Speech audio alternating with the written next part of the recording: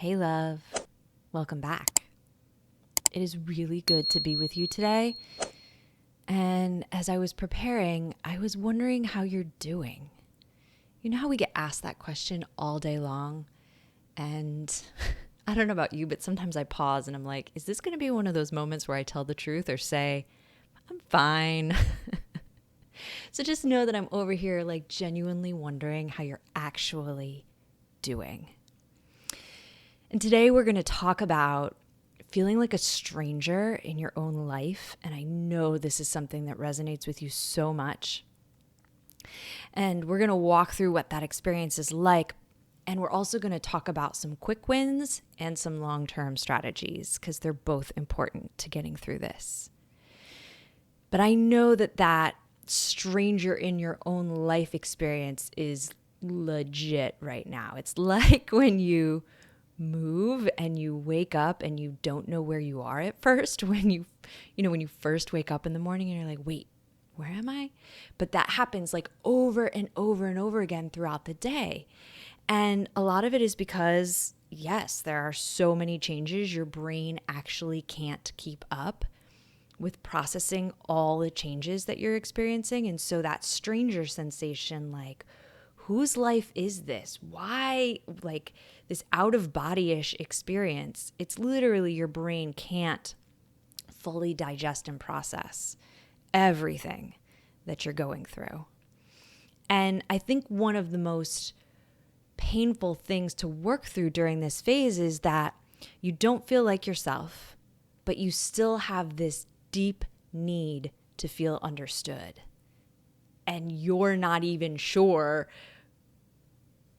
who you are, where you are. So it's, I think, a really challenging time to feel truly seen, known, and understood because there's so much uncertainty and unknown around your own awareness, your own life. Like, where actually are the spoons and where actually are my children? And how do I feel about any of this? You know, there's this weird phenomenon about, I used to share a bed with you and now you're having sex with somebody else. Like, that's weird, right? It's just so freaking weird. So it's like, how do I feel? I used to love you. I used to know you. I used to tell you everything. And now there's this like invisible force field around you and you're, more often than not with somebody else. Like, it's just really hard to make sense of. And I think a lot of times the strategy we employ with each other when we're talking to each other and empathizing with each other is like, give it time, love, give it time. But I kind of hate that answer. I don't know about you. It's true, right? In that we have to be patient and it does take time to work through this stuff. But time alone, I don't think solves it, And P.S., like, your timeline is yours. How many people have said to you, you should be past this already. You should be over him. Like, you should feel excited about your new opportunities. Like, first of all, let's just swipe delete on all that commentary because it's not helpful, right? It does take time to move through all those first traditions, all those anniversaries, and all of those moments where you're like, whoa, a year ago I was doing X and now in this moment I'm doing Y. And it does take time and experience to really build out new traditions. And that's all part of the letting go process. And it's important. So do not let somebody rush you through that because each anniversary and each experience is an opportunity for you to grieve more fully and for you to explore how you want your life to be more fully. And if you skip those things, all of this pain just hangs out longer. So definitely don't rush through that first year and those anniversaries and those traditions. And don't let somebody tell you you should be past it already. Because so much of no longer being a stranger in your own life is finding your own voice in the confusion. And it must seem like some cosmic joke, right? That like everything is in chaos and that's when you have to stand strong and speak true. And I think that that's part of my passion in coming to you is to remind you that that is your mission. rebirthing yourself is your mission. And if you shortcut that, you're taking your one life and you're handing it to somebody else. You're handing it to circumstance or to, victimhood, and speaking true and finding your voice in this confusing time is rebirthing and claiming your one life as your own, putting that stake in the ground and saying, I am no longer going to just be a victim of circumstance and somebody else's decisions. I'm going to build the foundation of my home, of my body, of my new family on a foundation of stone. And that's an inside out job, right? We have to start with, what is the foundation? So each time you grieve, each time you make a decision about how you want this new life to be, oh man, those are powerful moments.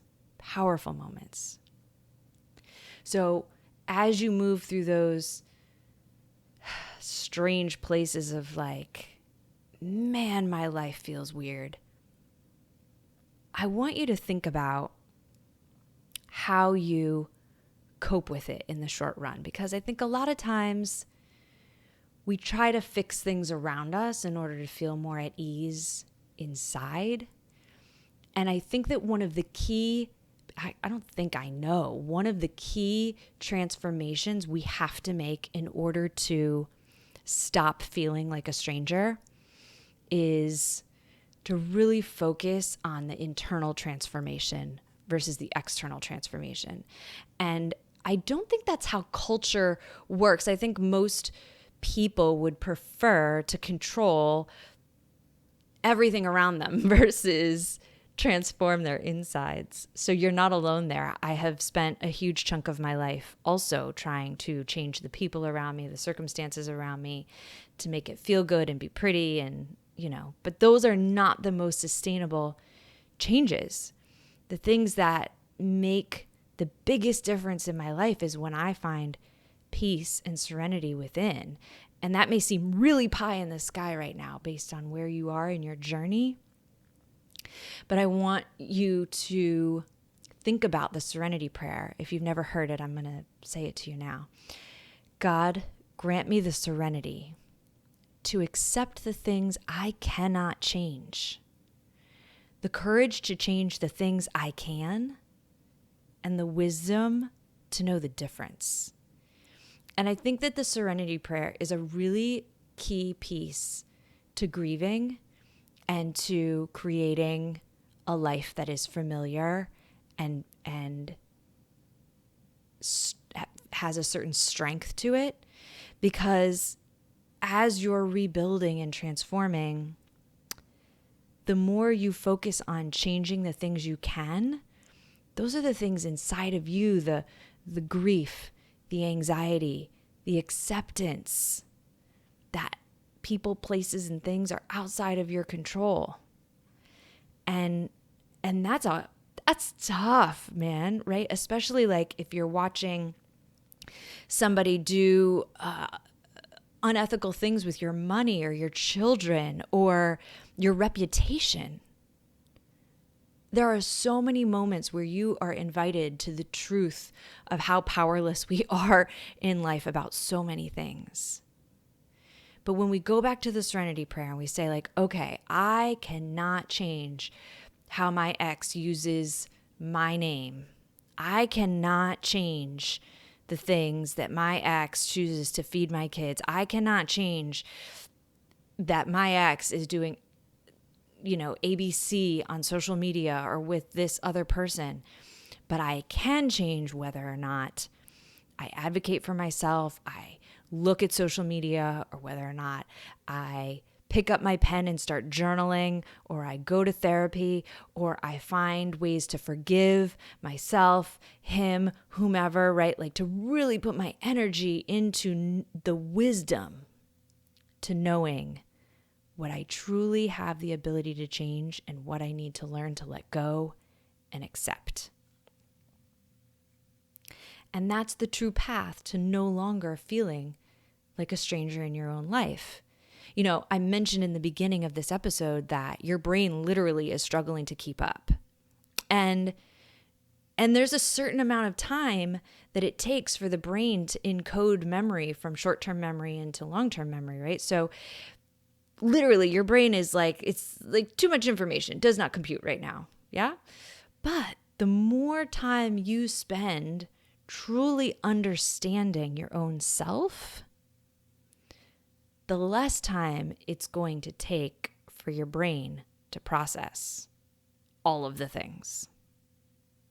So I want you to keep in mind that this work that we do to heal, this isn't just about fluffy feelings and a vibe. There's science behind it. There's science behind how we take care of our minds and how we embrace our own truths. The more we nurture and support our own grief process, the easier it is for your actual brain to make sense of its experience, which leaves bandwidth for other things. And let's be honest, you need all the bandwidth you can get right now because this is exhausting on every level. So one more time, God, grant me the serenity to accept the things I cannot change, the courage to change the things I can, and the wisdom to know the difference. Your mission today, if you choose to accept it, is to sit down for a few moments with this serenity prayer and make a list of the immediate things that you've been trying to change that you cannot. And you need to acknowledge that there's a letting go that needs to happen. And I want you to make a list of the things you can change, but that maybe, you haven't been real keen on it. And that list should really be all about self. Yeah. And then the wisdom to know the difference piece is, hey, who are your people? Who are your wise people that are sitting outside of your situation? And let me tell you what, your best friend is not necessarily outside of your situation, love. And that can be a hard pill to swallow sometimes. But your best friend is so close that person may not have the wisdom, right? Because they are going to take your side most of the time. Now, some of us have, pardon my language, no bullshit people that can sit outside. So you use your best judgment. But for the wisdom to know the difference, we need others who are outside, like a therapist, a coach, maybe somebody in a spiritual community, or somebody like myself to help you look at, okay, here's where I'm at. Am I practicing wisdom where I'm putting my energy, right? Am I putting my energy in healthy, wise places in trying to rebirth myself? So your mission is to sit with the serenity prayer, sort through your list, and check it out with someone in your life who you trust as wise so that you can feel good. That's a quick win, right? A quick win is to sit down with this list and to have somebody take a look at it and say, you are on the right track. That's where we take a moment and on a long hike and we sit and we hydrate and we nourish and we let our bodies rest for a minute and we check the map and we're like, yeah, I'm headed in the direction I want to go. That feels good. And then your long-term strategy is to focus on the inside, transforming these parts of you that need to grieve, that need to heal, that need to get clearer and clearer about who you are, what you need, and where you want to go in life. Thank you so much for bringing me along on your journey. You have no idea what an honor it is to sit here with you and to be a part of this transformation process you're in. I love being on this journey with you, and I cannot wait to be with you next. Talk soon.